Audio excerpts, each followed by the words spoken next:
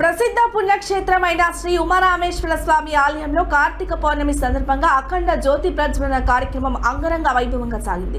వేద మంత్ర దర్పణాల నడుమ స్థానిక గొడవర్తి కుటుంబానికి చెందిన గొడవర్తి వెంకటేశ్వర స్వామి దంపతులు జ్యోతిని వెలిగించారు. ఈ అఖండ జ్యోతి మహాశివరాత్రి వరకు వెలుగుతూ ఉంటుంది. యాత్రికులు వశిష్ఠ గోదావరిలో పుణ్యస్నానాలు ఆచరించి ప్రత్యేక అభిషేకాలు నిర్వహించారు.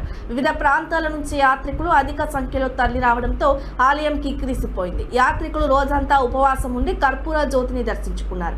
అనంతరం జ్వాలా తోరణం శ్రీ చంద్రశేఖర స్వామి ప్రభాతోత్సవం నిర్వహించారు.